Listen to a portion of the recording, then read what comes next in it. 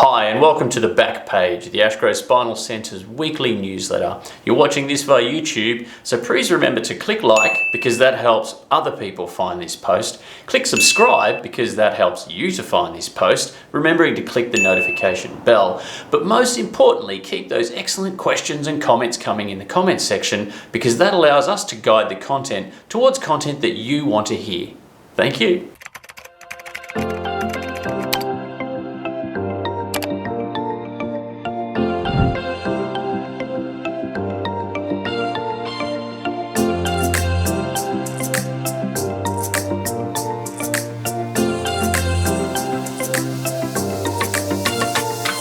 Last week we talked about the acute torticollis because we've been seeing a lot of this over the last month or so at the Ashgrove Spinal Centre. It's actually very common for this time of year as people return from holidays and get back into their work lives, and usually not appropriate workstation and postural overload situations.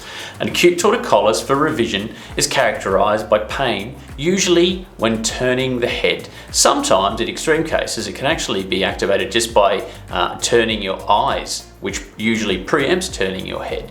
It's not a lot of fun, and often people feel tempted to try to resolve it by doing that old ear to shoulder stretch. This will usually make it worse, and I can't recommend using an ear to shoulder stretch. What you really need to be doing is doing a static stretch, which I prescribe to people when they come in. This is a stretch where you push your head into your hands. 5 to 8 seconds should do it, and you do the same on the other side. It's important not to get fancy. Don't start trying to add little bits of rotation and twisting and what have you, and especially don't try to click your neck because the chances are that you may well just make it worse. So they're the important things to remember. Typically people wake up with an acute torticollis and their neck feels a little bit stiff, a little bit of a crick in their neck. They then have a shower, because that's what most people do when they're getting ready for their day, and they intuitively figure out that the hot water feels quite good on that area. It's a bit of a trap, really, in that whilst it does feel good, it's also going to feed the inflammation, which is going to actually make it worse. So commonly what people do is they jump in the shower, they put the heat on, feels great for about 20 minutes to half an hour, then they're left with no more warm fuzzy feeling from the heat, but a little bit of extra inflammation, and that can just make things worse. The good thing about acute torticollis is they typically respond very well. Usually I say they respond exponentially in that initially progress is slow, but once we can restore normal movement and get on top of the inflammation, things improve really drastically. So remember that. If you or a friend are suffering from an acute torticollis, remember to give them those tips, and if they need assistance, they can come and see us. Dare I say it, it's almost Easter. And this means most people will be traveling, either short trips, day trips to the coast, maybe trips to see friends and relatives, or maybe even larger trips. So this may even include plane travel. But what it will all include, more than likely, is long periods in a static posture, in a seated position. It's the worst kind of seated position because you can't just get up and move around. So if you're in a car for 4 or 5 hours, you're stuck in the car for 4 or 5 hours. And you'll remember from the workstation assessment form that the advice that I give is try to change your position every 20 to 30 minutes. It's just not possible in a car. So what that means is you just have to try to make the position as best you can. To try to assist people with this, we've adapted our workstation assessment methods to the motor vehicle. We will include this in a social media post. I'll look to put it on the website if it's not there already. And if you want to go through that, it might well be the difference between having a comfortable trip or even arriving and having a bit of a stiff neck, which is really not how you want to start your Easter holidays.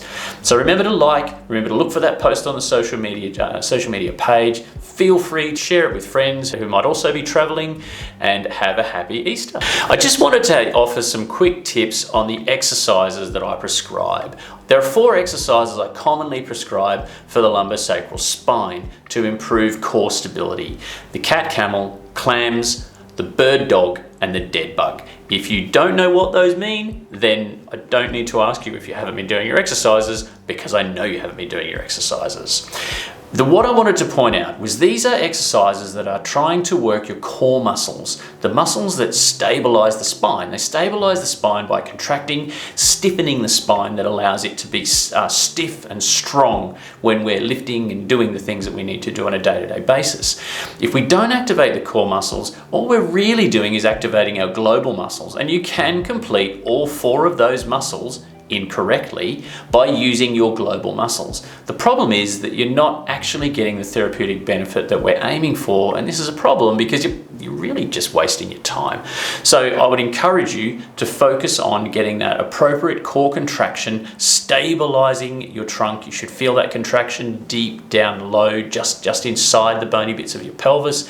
If you have forgotten what that is, ask me the next time you come in for a visit, and we can go through activating your core with the co-contraction, which we will have all gone through at some point in time, but some of you occasionally may need revision. And even if you're just picking up the exercises, which I often find when I do videos like this, suddenly people reconnect to these exercises, it might be the time to pop in and we can go through these exercises. Keep doing your exercises. They will make you strong, they will make you better, and we'll look forward to seeing you soon. Cheers.